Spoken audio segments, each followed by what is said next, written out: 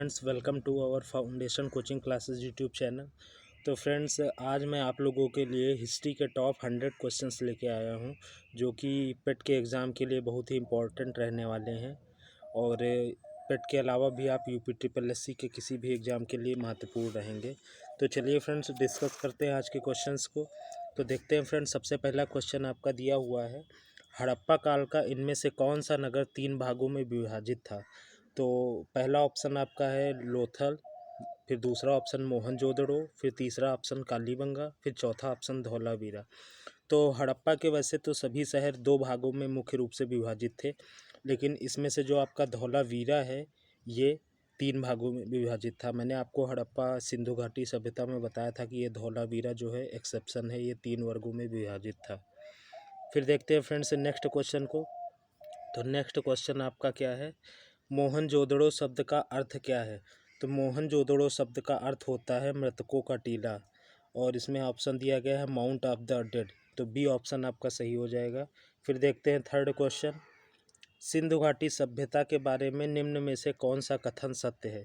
तो पहला ऑप्शन आपका दिया हुआ है, सिंधु लोग कपास का उत्पादन करने वाले पहले थे। तो मैंने आपको बताया है कि सिंधु घाटी सभ्यता के लोग जो कपास का उत्पादन करने वाले प्रथम थे, और यही ऑप्शन आपका सही हो जाएगा, बाकी ऑप्शन इसमें रॉन्ग है।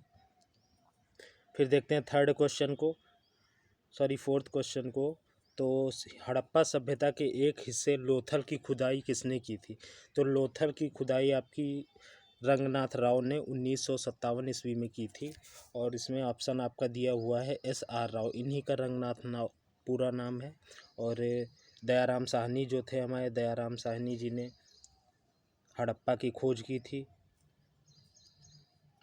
फिर देखते हैं नेक्स्ट क्वेश्चन, सिंधु घाटी सभ्यता में घोड़े की अस्थियों का अवशेष कहाँ से मिला है। तो सिंधु घाटी सभ्यता में घोड़े की अस्थियों के अवशेष जो हैं हमारे सुरकोटदा, जो कि गुजरात में स्थित है, यहाँ से मिले हुए हैं। फिर देखते हैं नेक्स्ट क्वेश्चन को, निम्नलिखित में से कौन सा सिंधु घाटी सभ्यता से संबंधित स्थल नहीं है। तो कालीबंगा जो है, कालीबंगा भी सिंधु घाटी सभ्यता स्थल है। रोपड़ भी, ये पंजाब में आपका सिंधु घाटी सभ्यता स्थल है। और लोथल जो है ये गुजरात में भी पड़ता है, ये भी सिंधु घाटी सभ्यता स्थल है। तो आपका सही आंसर हो जाएगा पाटलिपुत्र। पाटलिपुत्र जो है ये सिंधु घाटी सभ्यता स्थल नहीं है, ये जो मगध साम्राज्य था उसकी राजधानी थी पाटलिपुत्र। चलिए देखते हैं नेक्स्ट क्वेश्चन को। फिर उपनयन समारोह से क्या तात्पर्य है। तो उपनयन समारोह जो होता है, बच्चों को पवित्र जनेऊ धारण कराया जाता है। इसमें जो उपनयन समारोह होता है इसमें पवित्र जनेऊ धारण होता है, इसी को उपनयन समारोह कहा जाता है। और जो इस फिर देखते हैं नेक्स्ट क्वेश्चन को, सत्यमेव जयते वाक्य कहाँ से उद्धृत है। तो सत्यमेव जयते मैंने आप लोगों को बताया है कि ये जो हमारे उपनिषद थे उनमें से जो मुंडक उपनिषद था, मुंडक उपनिषद से सत्यमेव जयते लिया गया है। और सत्यमेव जयते जो है हमारी इंडियन गवर्नमेंट का जो क्या बोलते हैं, इंडियन गवर्नमेंट का हमारे ध्येय वाक्य भी है सत्यमेव जयते। तो आपका राइट ऑप्शन हो जाएगा, मुंडको उपनिषद से लिया गया है। फिर देखते हैं नेक्स्ट क्वेश्चन को, वेदों के गद्य प्रकरण क्या कहलाते हैं। तो वेदों के गद्य प्रकरण जो है वो ब्राह्मण कहलाते हैं, और आपका राइट ऑप्शन हो जाएगा बी। फिर देखते हैं नेक्स्ट क्वेश्चन, निम्नलिखित में से कौन सा ज्ञान के सिद्धांत को बल देता है। तो ज्ञान के सिद्धांत पे हमारे जो उपनिषद थे वो ज्ञान के सिद्धांत पे ही हमारे बेस्ड थे, तो आपका राइट ऑप्शन हो जाएगा डी। फिर देखते हैं नेक्स्ट क्वेश्चन, ऋग्वेद में निम्नलिखित में से किस देवता की सर्वाधिक महत्ता का वर्णन किया गया है। तो मैंने आपको बताया है कि ऋग्वेद में इंद्र जो थे उन्हीं को सर्वाधिक महत्ता प्रदान की गई है, और ऋग्वेद में सर्वाधिक ऋचाएँ भी इंद्र देवता को ही समर्पित हैं। तो आपका राइट ऑप्शन हो जाएगा बी। फिर उसके बाद बात करते हैं नेक्स्ट क्वेश्चन, तो प्राचीनतम वेद कौन सा है। तो प्राचीनतम वेद आपका ऋग्वेद रहेगा। ऋग्वेद जो है इसको सबसे प्राचीन वेद माना गया है, राइट ऑप्शन आपका हो जाएगा ए। फिर नेक्स्ट क्वेश्चन देखते हैं, निम्नलिखित में से किस भारतीय पुरातन ग्रंथ में अपराध और अपराधी का जिक्र होता है। तो अर्थशास्त्र, मनुस्मृति, न्याय मीमांसा। तो आपका राइट ऑप्शन हो जाएगा डी, उपर्युक्त सभी। इन सभी ग्रंथों में अपराध और अपराधी का जिक्र किया गया है। फिर नेक्स्ट क्वेश्चन देखते हैं, शतपथ ब्राह्मण और तैत्तिरीय ब्राह्मण डैश के ब्राह्मण के मूल पाठ हैं। तो ये शतपथ ब्राह्मण और तैत्तिरीय ब्राह्मण जो हैं आपके ये यजुर्वेद के ये पाठ हैं, जिनमें से शतपथ ब्राह्मण जो है आपका ये शुक्ल यजुर्वेद का पार्ट है और तैत्तिरीय ब्राह्मण जो है ये कृष्ण यजुर्वेद का पार्ट है। फिर देखते हैं नेक्स्ट क्वेश्चन। ऋग्वेद में निहित गायत्री मंत्र किस देवता को समर्पित है? तो गायत्री मंत्र आप लोगों को पता होगा कि गायत्री मंत्र जो है सावित्री जी को समर्पित है और ऋग्वेद में इसका उल्लेख किया गया है। फिर देखते हैं नेक्स्ट क्वेश्चन को। सर्वाधिक प्राचीन पुराण कौन सा है? तो सर्वाधिक प्राचीन पुराण आपका मत्स्य पुराण है, मत्स्य पुराण। और पुराणों की कुल संख्या 18 बताई गई है, ये आप लोगों को मैंने पढ़ाया है। फिर देखते हैं नेक्स्ट क्वेश्चन। निम्नलिखित में से कौन सा उपवेद नहीं है? तो उपवेद आपके जो वेद हैं वेदों के ही उपवेद होते हैं। तो धनुर्वेद, शास्त्र, आयुर्वेद और योग वेद। तो इनमें से राइट ऑप्शन आपका हो जाएगा योग वेद।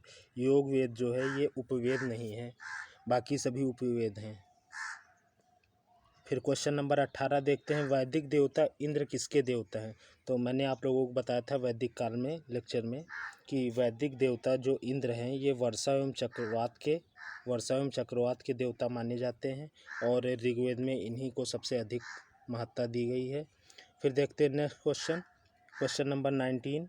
गौतम बुद्ध ने अपने धम्म चक्र प्रवर्तन का उपदेश कहाँ दिया था? तो गौतम धम्म चक्र प्रवर्तन की बात करें तो गौतम बुद्ध ने अपना पहला उपदेश जो दिया था उसी को धर्म चक्र प्रवर्तन बोला जाता है। और इन्होंने अपना पहला उपदेश जो था वो सारनाथ में दिया था। तो ऑप्शन आपका डी राइट हो जाएगा। फिर देखते हैं नेक्स्ट क्वेश्चन नंबर 20। उस स्थान का नाम बताएं जहां बौद्धों की मान्यता के अनुसार गौतम बुद्ध ने अपनी मृत्यु के बाद परिनिर्वाण प्राप्त किया था। तो गौतम बुद्ध की मृत्यु कुशीनगर में हुई थी और उन्हीं की मृत्यु को ही परिनिर्वाण कहा जाता है। तो कुशीनगर आपका राइट आंसर हो जाएगा। फिर देखते हैं नेक्स्ट क्वेश्चन 21। पाली में बौद्ध ग्रंथों को आमतौर पर त्रिपिटक यानी 3 फोल्ड बास्केट, ये आप लोग देख लीजिएगा, त्रिपिटक को ही 3 फोल्ड बास्केट कहा जाता है। और इनमें से कौन सा त्रिपिटक में से नहीं है? तो मैंने आपको बताया कि त्रिपिटक में आपका अभिधम्म पिटक, सुत्त पिटक और विनय पिटक ये तीनों शामिल हैं और उपशाखा पिटक जो है वो आपका त्रिपिटक में नहीं है। तो राइट आंसर आपका हो जाएगा सी। फिर देखते हैं क्वेश्चन नंबर 22। क्वेश्चन नंबर 22 क्या कह रहा है? त्रिपिटक निम्नलिखित में से किससे संबंधित है? तो त्रिपिटक आपके जो है वो बौद्ध धर्म से संबंधित हैं, ये भी मैंने आप लोगों को बताया है। जिन लोगों ने अभी तक मेरे हिस्ट्री के लेक्चर नहीं देखे हैं तो वो मैं नीचे डिस्क्रिप्शन में लिंक दे दूंगा प्लेलिस्ट का, उसमें से जाके आप हिस्ट्री टॉपिक वाइज कवर कर सकते हैं। और उसमें आपको मैंने शॉर्ट नोट्स भी प्रोवाइड कराए हैं जिससे कि आप बहुत कम समय में अपनी तैयारी को कंटिन्यू कर सकते हैं। तो चलिए फ्रेंड्स देखते हैं क्वेश्चन नंबर 23 क्या कह रहा है? भगवान बुद्ध की 200 फीट ऊंची कांस्य प्रतिमा स्थापित करने का निर्णय लिया गया है। तो कुशीनगर में जो है भगवान बुद्ध की कांस्य प्रतिमा का स्थापित करने का निर्णय लिया गया है और ये मेरे हिसाब से अब इसका काम भी स्टार्ट हो गया है और ये आपका करंट का क्वेश्चन भी बन जाता है। फिर देखते हैं क्वेश्चन नंबर 24। बुद्ध को महापरिनिर्वाण कहाँ प्राप्त हुआ था? तो इसका राइट आंसर आपका हो जाएगा कुशीनगर में ही बुद्ध जी को महापरिनिर्वाण प्राप्त हुआ था। किस स्मारक से गौतम बुद्ध ने दुनिया के लिए बौद्ध धर्म के अपने दिव्य ज्ञान का प्रचार किया था? तो इसका राइट आंसर आपका हो जाएगा महाबोधि मंदिर समूह। राइट आंसर आपका हो जाएगा महाबोधि मंदिर समूह और यहीं पे ये बोधगया में स्थित है और यहीं पर महात्मा बुद्ध जी को ज्ञान की प्राप्ति हुई थी। फिर देखते हैं नेक्स्ट क्वेश्चन 26। ज्ञान प्राप्त करने के बाद गौतम को किस रूप में जाना जाने लगा? तो ज्ञान प्राप्त करने के बाद ऑप्शन नंबर बी बुद्ध के नाम से जाना गया। फिर देखते हैं क्वेश्चन नंबर 27। बोधगया एक महत्वपूर्ण तीर्थ केंद्र क्यों है? बोधगया में महात्मा बुद्ध ने अपना जो यहाँ पे ज्ञान प्राप्त किया था, बोधगया जो है यहाँ पर गौतम बुद्ध को ज्ञान प्राप्त हुआ था, इसलिए बोधगया एक महत्वपूर्ण स्थल है, बौद्ध तीर्थ केंद्र है। और यहाँ पर महाबोधि मंदिर भी बना हुआ है, अभी मैंने आप लोगों को बताया है और ये बिहार में स्थित है। देखते हैं क्वेश्चन नंबर 28। बुद्ध ने अपना पहला उपदेश कहाँ दिया था? तो बुद्ध ने अपना पहला उपदेश सारनाथ में दिया था। 28 का बी ऑप्शन राइट हो जाएगा। फिर देखते हैं क्वेश्चन नंबर 28, बौद्धों के लिए उत्तर प्रदेश में स्थित सारनाथ क्यों महत्वपूर्ण है? तो सारनाथ में महात्मा बुद्ध जी ने पहला उपदेश दिया था, इसलिए यहाँ पे सारनाथ आपका ऑप्शन नंबर डी राइट हो जाएगा। फिर देखते हैं क्वेश्चन नंबर 30, मनुष्य जीवन का सर्वोत्तम ध्येय है कैवल्य। कैवल्य जिसका अर्थ होता है, कैवल्य जो था महावीर स्वामी जी जो थे, उनको ज्ञान प्राप्त होने के बाद वो जो ज्ञान प्राप्त हुआ था उसे ही कैवल्य बोला जाता है। और कैवल्य का अर्थ होता है, मैंने आप लोगों को बताया भी है कि हाँ, कैवल्य का अर्थ होता है इच्छाओं पर विजय प्राप्त करना। तो इच्छाओं पर विजय प्राप्त करना, तो ऑप्शन आपका सी राइट हो जाएगा। फिर देखते हैं क्वेश्चन नंबर 31 क्या कह रहा है, 24वें जैन तीर्थंकर या अंतिम तीर्थंकर कौन थे? तो मैंने आप लोगों को सभी महत्वपूर्ण तीर्थंकरों के नाम बताए हुए हैं, जिसमें से 24वें तीर्थंकर जो थे हमारे महावीर स्वामी जी, तो ऑप्शन सी आपका राइट हो जाएगा।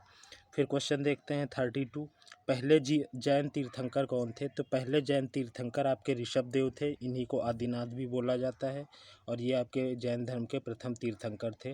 और जैन धर्म में टोटल 24 तीर्थंकर हैं। फिर देखते हैं क्वेश्चन नंबर 33, जैन धर्म में त्रिरत्न दिए जाते हैं और इन्हें ही निर्वाण का मार्ग कहा जाता है, वे क्या है? तो त्रिरत्न आपके जो हैं सम्यक ज्ञान, सम्यक आचरण, सम्यक दर्शन है, और इसका राइट आंसर आपका हो जाएगा डी। फिर देखते हैं क्वेश्चन नंबर 34 क्या कह रहा है, अशोक का सिंह चतुर्मुख स्तंभ शीर्ष में एक स्तंभ पर था। तो अशोक का जो स्तंभ है वो सारनाथ में स्थित है, जिसपे 4 भुज मुखों वाले शेर की प्रतिमा है जो स्तंभ है, और यही हमारे गवर्नमेंट ऑफ इंडिया का जो राष्ट्रीय चिन्ह भी है, इस यही से लिया गया है, सारनाथ के स्तंभ से ही, और इसका निर्माण अशोक द्वारा कराया गया था। क्वेश्चन नंबर 35 देखते हैं, अशोक के प्रधान शिलालेखों में सबसे बड़ा शिलालेख कौन सा है? तो अशोक के कुल 14 शिलालेख हैं, अभी तक खोजे गए हैं 14 शिलालेख हैं, उनमें से जो 13वां शिलालेख है वो सबसे बड़ा शिलालेख माना गया है। फिर देखते हैं क्वेश्चन नंबर 36, अशोक के आक्रमण के दौरान कलिंग की राजधानी कौन सी थी? तो कलिंग की राजधानी, कलिंग आप लोगों को पता होगा कि अशोक ने कलिंग का युद्ध 261 ईसा पूर्व में लड़ा था, और कलिंग जो था, कलिंग की राजधानी जो थी वो थी तोसाली आपकी।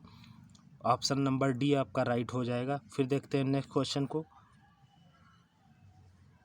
क्वेश्चन नंबर 37, देव नाम प्रिय नाम किसे दिया गया है? तो देव नाम प्रिय जो है आपका अशोक को बोला जाता था, और अशोक का एक और नाम था प्रियदर्शी। प्रियदर्शी भी अशोक का नाम था, और देव नाम प्रिय भी इसी का नाम था। तो ऑप्शन नंबर बी आपका राइट हो जाएगा। फिर देखते हैं नेक्स्ट क्वेश्चन 38, सम्राट अशोक का कौन सा शिलालेख कलिंग एवं उनके विजय का उल्लेख करता है? तो जो सबसे बड़ा शिलालेख हमारा था 13वां शिलालेख, उसी में कलिंग के विजय का वर्णन किया गया है, तो ऑप्शन नंबर डी राइट हो जाएगा। फिर उसके बाद क्वेश्चन नंबर 39 की बात करें तो अशोक के कौन से शिलालेख में ब्राह्मी लिपि का प्रयोग नहीं किया गया है? तो अशोक के जो सभी शिलालेख थे वो ब्राह्मी लिपि में लिखे गए हैं, सिर्फ ये जो आपका सहबाजगढ़ी का शिलालेख है इसे ब्राह्मी लिपि में नहीं लिखा गया है, बाकी सभी शिलालेख अशोक के ब्राह्मी लिपि में लिखे गए हैं। फिर देखते हैं फ्रेंड्स नेक्स्ट क्वेश्चन नंबर 40, निम्नलिखित में से मौर्य कला का सर्वोत्तम प्रतिमा कौन सा है? तो मौर्य कला में सर्वाधिक जो स्तंभ का निर्माण कराया गया था, और सर्वोत्तम प्रतिमा की अगर बात करें तो सर्वोत्तम प्रतिमा भी आपकी स्तंभ ही होगी, क्योंकि सर्वाधिक स्तंभ का ही निर्माण कराया गया था अशोक के द्वारा। तो ऑप्शन नंबर ए आपका राइट ऑप्शन हो जाएगा। फिर देखते हैं क्वेश्चन नंबर 41, निम्नलिखित में से कौन सा अशोक के साम्राज्य अधीन नहीं था? तो अशोक का जो साम्राज्य था वो कर्नाटक, और क्या बोलते हैं, कर्नाटक से लेकर गुर्जर तक फैला हुआ था। तो और कश्मीर में भी इनका शासन था, तो कश्मीर जो है ये आपका ऑप्शन नहीं होगा, कर्नाटक में भी था और गुर्जर में भी। तो राइट ऑप्शन आपका हो जाएगा Kamrup, option number D. Kamrup में अशोक का साम्राज्य नहीं था, और ऑप्शन नंबर डी आपका राइट हो जाएगा। क्वेश्चन नंबर 42 की बात करें तो बृहद सांची स्तूप किस काल से संबंधित है? तो सांची का स्तूप जो है हमारे मौर्य काल से संबंधित है, और अशोक द्वारा इसका निर्माण कराया गया था। फिर बात करते हैं क्वेश्चन नंबर 43 की, तो खगोलविद वराह मिहिर और कवि कालिदास किसके दरबार का हिस्सा थे? तो ये जो कालिदास और वराह मिहिर जो थे खगोलविद, ये हमारे चंद्रगुप्त द्वितीय जो था चंद्रगुप्त द्वितीय को ही हम विक्रमादित्य के नाम से जानते हैं, तो ये उन्हीं के दरबार में रहते थे। और चंद्रगुप्त द्वितीय जो था, इनके दरबार में अकबर के 9 रत्नों की तरह ही 9 विद्वान रहा करते थे। उन्हीं में से ये लोग कवि कालिदास और वराह मिहिर जी हैं। और नवरत्न इसका हम अभी लेक्चर आने वाला है, उसमें हम डिस्कस करेंगे। गुप्त साम्राज्य, मौर्य साम्राज्य, इन सब साम्राज्य के बारे में भी हम पढ़ेंगे। तो देखते हैं नेक्स्ट क्वेश्चन को। क्वेश्चन नंबर 44 क्या कह रहा है? विक्रम संवत प्रारंभ हुआ। तो विक्रम संवत आपका जो है 57 ईस्वी पूर्व में प्रारंभ हुआ था। और ये जो विक्रम संवत था, इस शुभारंभ जो था, उसका शुभारंभ चंद्रगुप्त द्वितीय ने कराया था।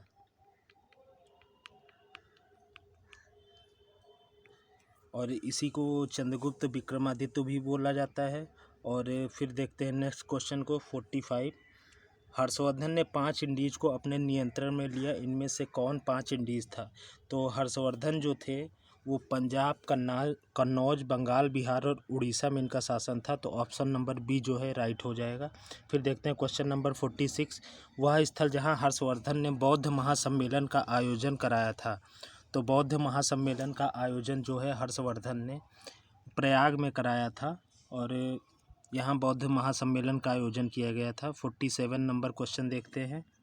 कन्नौज से पूर्व हर्षवर्धन कहाँ का शासक था? तो कन्नौज से पूर्व जो हर्षवर्धन था, हर्षवर्धन थानेश्वर का शासक था। और इसका शासनकाल जो था 606 ईस्वी से 606 ईस्वी से शासनकाल इसका था।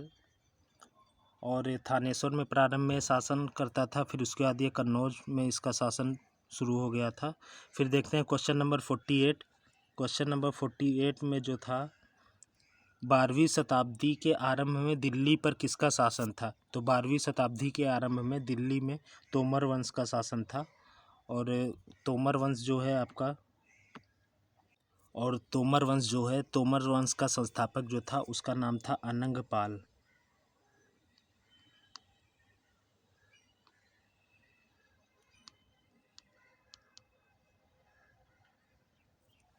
फिर देखते हैं क्वेश्चन नंबर 49।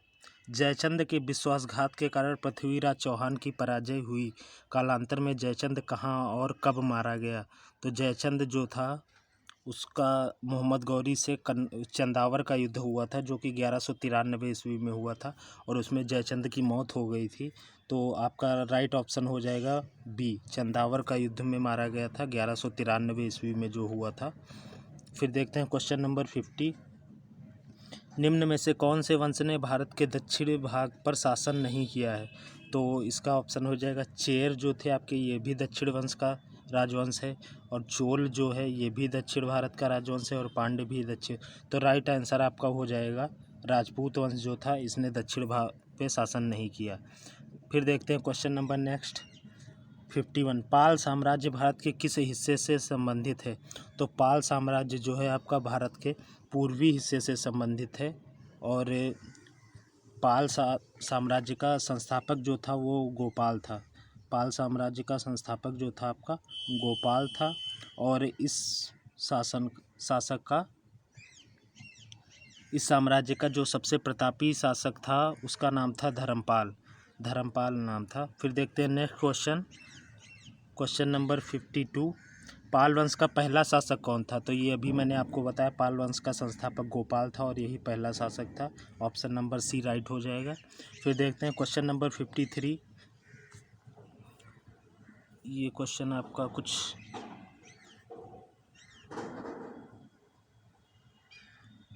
क्रॉप हो गया है। चलिए देखते हैं नेक्स्ट क्वेश्चन। ये क्वेश्चन आपका थोड़ा सा कुछ साफ नहीं आ रहा है, गड़बड़ है। क्वेश्चन नंबर 53 क्या कह रहा है? लौह और रक्त की नीति किसने अपनाई थी? तो लौह और रक्त की नीति जो दिल्ली सल्तनत का गुलाम उसका शासक था बलबन ने ही लौह और रक्त की नीति अपनाई थी। और इसी ने सिजदा और पाबोस की प्रथा को भी चलाया था।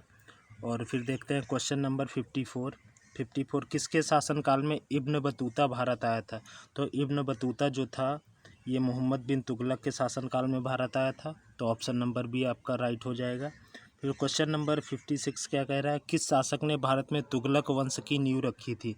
तो तुगलक वंश की नींव जो हमारे गयासुद्दीन तुगलक थे। ऑप्शन नंबर बी राइट हो जाएगा। फिर देखते हैं क्वेश्चन नंबर 57, दिल्ली में अलाउद्दीन खिलजी के शासनकाल की अवधि क्या थी? तो दिल्ली में अलाउद्दीन खिलजी के शासनकाल की अवधि जो थी 1296 से 1316 ईस्वी थी।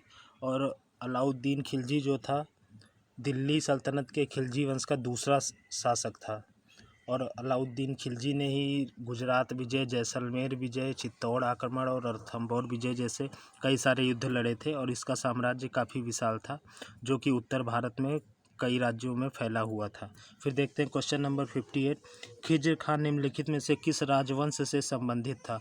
तो खिज्र खां जो था आपका ये सैयद वंश से संबंधित था और सैयद वंश का संस्थापक था खिज्र खां। फिर देखते हैं क्वेश्चन नंबर 59, अमीर खुसरो जिन्हें कव्वाली का पिता, भारत का तोता भी कहा जाता है, किसके दरबार में दरबारी कवि थे? तो अमीर खुसरो जो थे ये अलाउद्दीन खिलजी के दरबार में दरबारी कवि थे।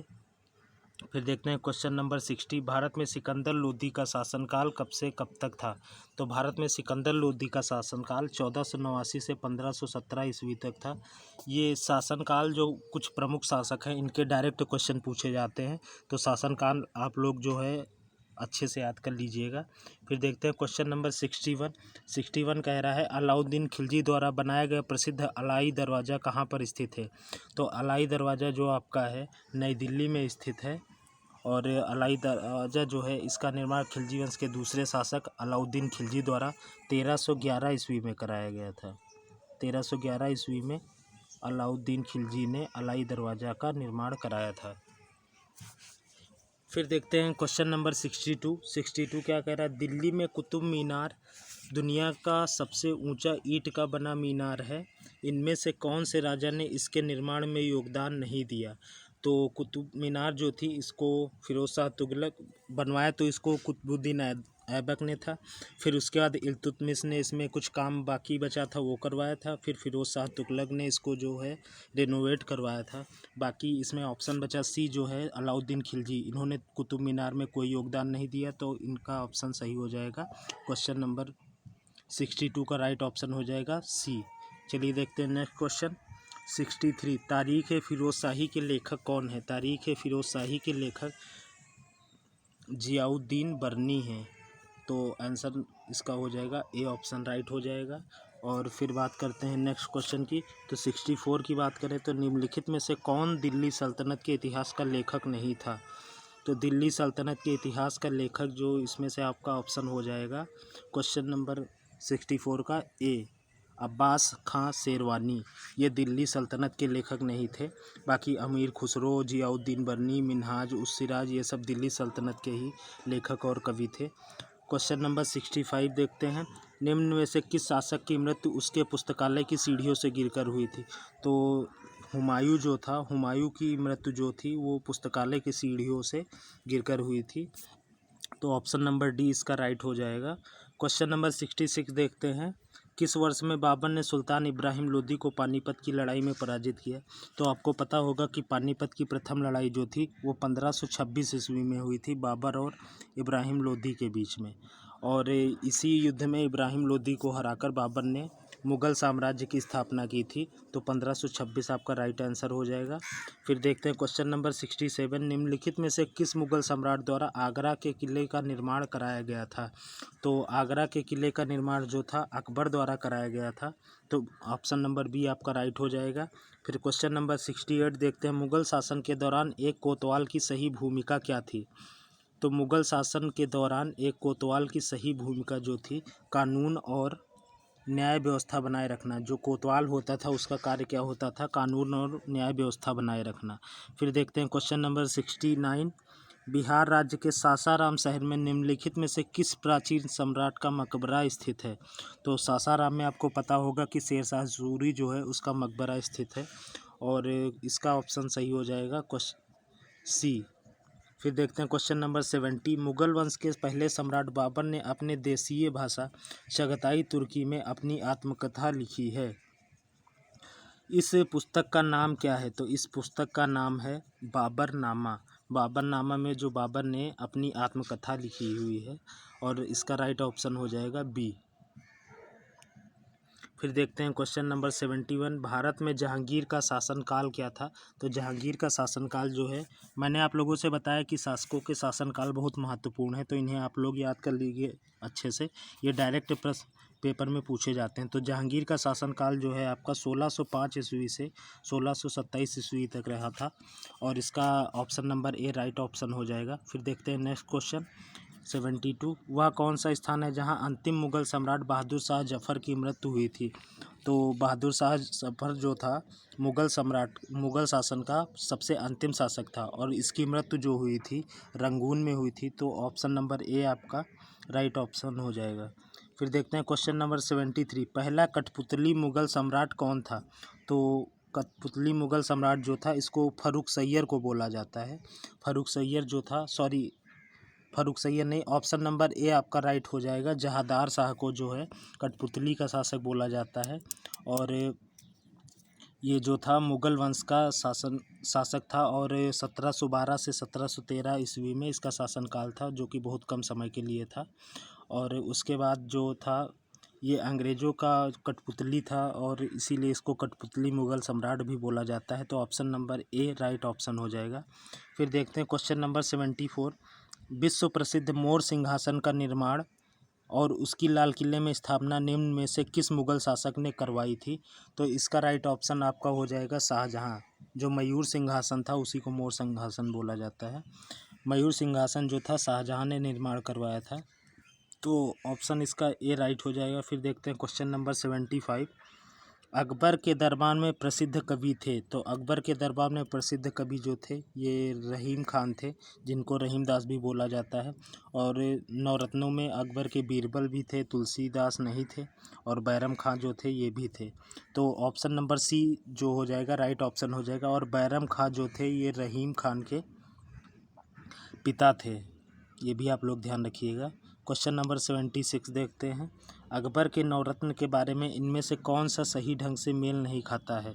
तो राजा मान सिंह जो थे वो अकबर के वित्त मंत्री थे, और अबुल फजल जो थे वो अकबर के वजीर थे। तो राजा मान सिंह जो थे वो अकबर के वित्त मंत्री नहीं थे, ये आपका ऑप्शन रॉन्ग है। तो ऑप्शन नंबर 20 का राइट हो जाएगा। बाकी सारे ऑप्शन सही दिए हुए हैं। मुल्ला दो प्याजा वह मुगल सम्राट के अकबर के दरबार में सलाहकारों में से एक थे, और रहीम खान जिनका और रहीम दास बोला जाता है वो एक कवि थे, दरबारी कवि थे अकबर के।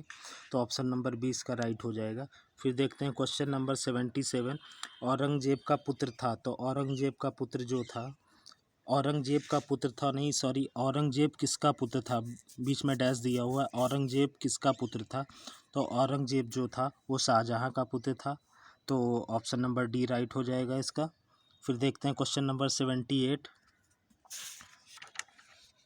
पानीपत का द्वितीय युद्ध किनके बीच लड़ा गया था। तो पानीपत का द्वितीय युद्ध जो है, पानीपत का द्वितीय युद्ध 1556 ईस्वी में हुआ था। पानीपत का द्वितीय युद्ध 1556 ईस्वी में हुआ था, और ये जो था अकबर और हेमू के बीच लड़ा गया था। तो ऑप्शन नंबर बी जो होगा इसका राइट ऑप्शन हो जाएगा। फिर देखते हैं नेक्स्ट क्वेश्चन, क्वेश्चन नंबर 79, इनमें से कौन सा मुगल बादशाह शराब को छूता तक नहीं था। तो इसका आंसर हो जाएगा ऑप्शन नंबर डी। औरंगजेब जो था ये शराब और इन सब चीज़ों से बहुत दूर रहता था, इसने कभी भी अपने जीवन काल में शराब को छुआ तक नहीं था। फिर क्वेश्चन नंबर 80 देखते हैं, किस मुगल बादशाह ने इलाहाबाद को अपनी राजधानी बनाया। तो इसका राइट ऑप्शन हो जाएगा शाह आलम। शाह आलम जो था इसने मुगल साम्राज्य को, इलाहाबाद को अपने साम्राज्य की राजधानी बनाया था, और इसका शासनकाल जो था 1764 ईस्वी के आसपास था, 1764 के आसपास।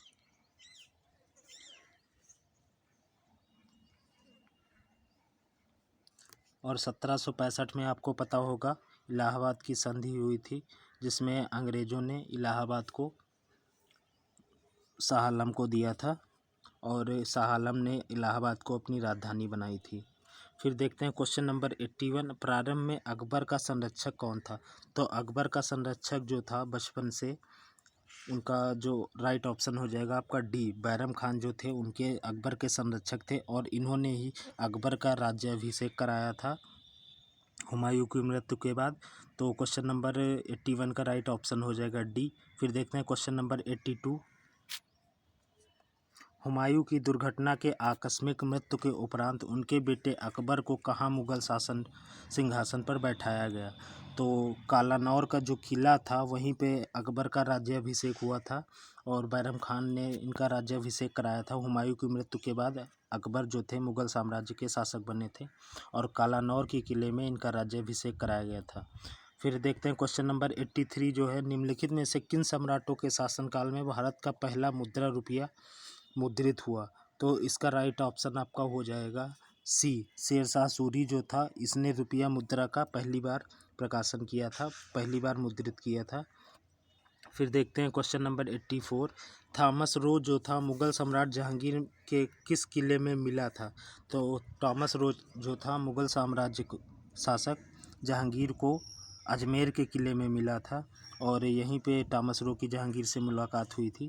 तो इसका राइट ऑप्शन आपका हो जाएगा डी। देखते हैं क्वेश्चन नंबर 85, इनमें से किसने भूमि मापांकन की व्यवस्था प्रारंभ की? तो भूमि मापांकन की व्यवस्था जो थी वो शेरशाह ने सर्वप्रथम प्रारंभ की थी और इसने भूमि सुधार संबंधी और भी कई कार्य किए थे। आपका जो ग्रांड ट्रंक रोड है जिसको जीटी रोड बोलते हैं, इसका निर्माण भी शेरशाह ने ही करवाया था। फिर देखते हैं नेक्स्ट क्वेश्चन, क्वेश्चन नंबर 86, इनमें से किसने अकबर की धार्मिक नीति की आलोचना की है? तो अकबर के धार्मिक नीति की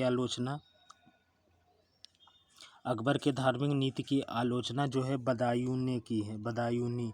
और इन्होंने अकबर के जो धार्मिक वो क्या बोलते हैं धर्म जो था दीन-ए इलाही, इसकी अपनी बुक जो है उसमें आलोचना की है अकबर की।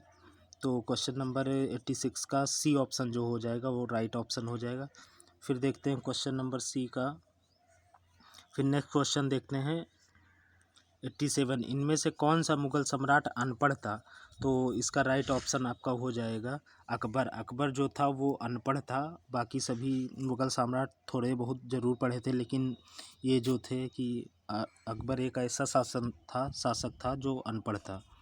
फिर देखते हैं क्वेश्चन नंबर 88 का क्वेश्चन क्या कह रहा है कि मुगल काल में पुलिस बल के मुखिया को क्या कहा जाता था?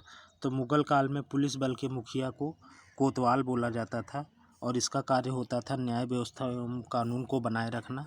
तो राइट ऑप्शन आपका हो जाएगा डी। फिर देखते हैं क्वेश्चन नंबर 89, निम्नलिखित में से किस मुगल शासक ने अंततोगत्वा मेवाड़ के शासक महाराणा प्रताप सिंह के पुत्र राणा अमर सिंह से एक समझौता किया था?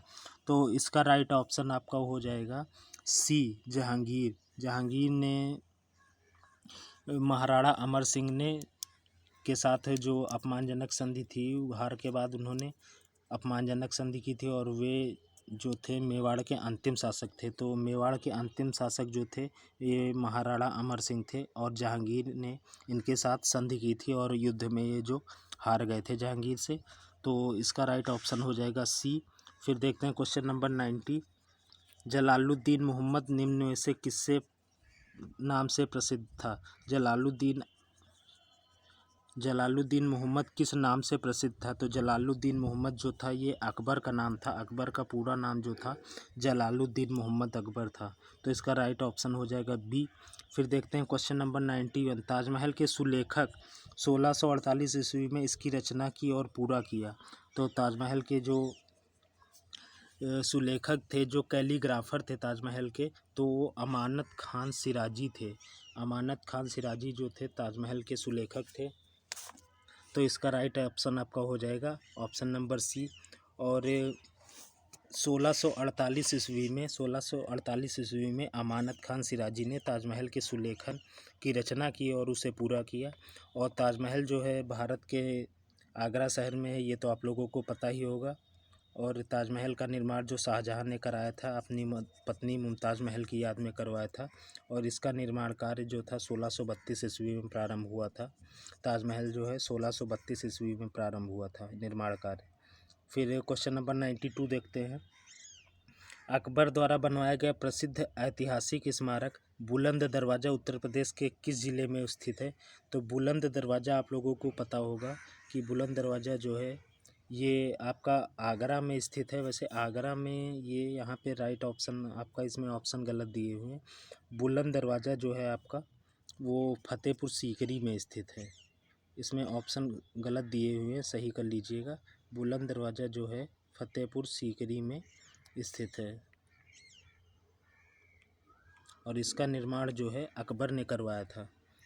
फिर देखते हैं नेक्स्ट क्वेश्चन को। 93, दिल्ली का प्रसिद्ध लौह स्तंभ जो सदियों से बिना जंग लगे खड़ा है वह निम्नलिखित में से किस ऐतिहासिक परिसर में स्थित है?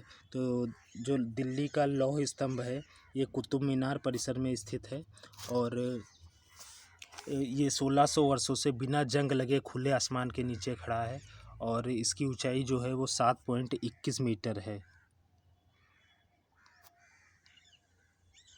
7.21 मीटर ये ऊंचा है दिल्ली का लौह स्तंभ और 1600 वर्षों से बिना जंग लगे खड़ा है। तो सोच सकते हैं आप पहले का जो आयरन था वो लौह था, पता नहीं किस धातु को बना था, वैसे आजकल तो ऐसा होता नहीं है। फिर देखते हैं क्वेश्चन नंबर 94, प्रसिद्ध चित्रकार मीर सैयद अली चित्रकारी हेतु किस मुगल शासक के सहयोगी थे? तो इसका राइट ऑप्शन आपका हो जाएगा हुमायूं। ये जो प्रसिद्ध चित्रकार मीर सैयद अली जो थे ये हुमायूं के शासन काल में हुमायूं के दरबार में रहते थे। और 95 क्वेश्चन देखते हैं। क्वेश्चन नंबर 95, बुलंद दरवाज़ा द्वारा बनवाया गया था। तो अभी मैंने आप लोगों को बताया बुलंद दरवाज़ा जो था फतेहपुर सीकरी में स्थित था और अकबर के द्वारा निर्माण कराया गया था। तो ऑप्शन नंबर बी इसका राइट हो जाएगा। फिर देखते हैं क्वेश्चन नंबर 96, पंचमहल कहाँ स्थित है? पंचमहल किस में स्थित है? तो इसका राइट ऑप्शन आपका हो जाएगा पंचमहल जो है ये फतेहपुर सीकरी में स्थित है और ये एक 5 मंजिला इमारत है जो कि शेख सलीम चिश्ती दरगाह, यहाँ पर जो है शेख सलीम चिश्ती की दरगाह और नौबत कारखाना टकसाल और दीवाने आम आदि है और इसका निर्माण जो है पंचमहल का अकबर ने करवाया था। तो क्वेश्चन नंबर 96 का राइट ऑप्शन हो जाएगा सी। फिर देखते हैं क्वेश्चन नंबर 97, निम्नलिखित में से कौन सा युग्म सही नहीं है? तो निम्नलिखित में से कौन सा युग्म सही नहीं है?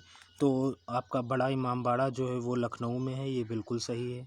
और फिरोज शाह कोटला जो है ये एक स्टेडियम है, ये भी दिल्ली में है, ये भी आपको पता होगा। और निशात बाग जो है वो जम्मू कश्मीर में है, ये भी राइट ऑप्शन है। और हुमायूं का मकबरा जो है ये आपका गलत ऑप्शन दिया हुआ है। हुमायूं का मकबरा जो है वो दिल्ली में स्थित है। तो ऑप्शन नंबर डी आपका राइट ऑप्शन हो जाएगा, हुमायूं का मकबरा। फिर देखते हैं क्वेश्चन नंबर 98, आईने अकबरी किसने लिखा था? तो आईने अकबरी की रचना जो थी वो अबुल फजल ने की थी। अबुल फजल जो थे ये अकबर के दरबारी कवि थे और नवरत्नों में से एक थे और इन्होंने ही आईने अकबरी की रचना की थी। फिर देखते हैं क्वेश्चन नंबर 98। क्वेश्चन नंबर 98 क्या कह रहा है? निम्न में से कौन सा सुमेलित नहीं है? तो बाबरनामा जो है बाबरनामा की रचना बाबर ने की थी, ये राइट है आपका। फिर हुमायूं नामा जो थी तुजुक-ए जहांगीरी, इसकी रचना जहांगीर ने की थी और शाहजहां नामा इसकी रचना मोहम्मद ताहिर ने की थी। और ऑप्शन नंबर सी जो है आपका ये हुमायूं नामा की रचना जो हुमायूं की सिस्टर थी, बहन थी गुलबदन बेगम। हुमायूं की बहन का नाम गुलबदन बेगम था और इन्होंने ही हुमायूं नामा की रचना की थी। तो ये ऑप्शन नंबर सी आपका सही सुमेलित नहीं है। फिर देखते हैं क्वेश्चन नंबर 100, हुमायूं नामा के लेखक कौन थे? तो हुमायूं नामा के लेखक अभी मैंने आपको पिछले क्वेश्चन में बताया कि हुमायूं नामा के लेखक हुमायूं की बहन गुलबदन बेगम थी, इन्होंने हुमायूं नामा की रचना की थी। तो फ्रेंड्स इस प्रकार ये आपके 100 क्वेश्चन कंप्लीट होते हैं और इसी प्रकार के क्वेश्चंस और मैराथन में आप लोगों के लिए लेकर आता रहूँगा सब्जेक्ट वाइज। और इसी प्रकार के मैराथन्स को देखने के लिए please subscribe my channel and video अगर आपको पसंद आया है और क्वेश्चन अगर आपको अच्छे लगे हैं तो हमारे चैनल को सब्सक्राइब जरूर करिएगा। और आगे इसी मैराथन को और इसकी PDF भी मैं आप लोगों को टेलीग्राम चैनल पर प्रोवाइड करा दूँगा। तो थैंक यू फॉर वॉचिंग, मिलते हैं नेक्स्ट वीडियो में और देखते हैं अगली मैराथन को।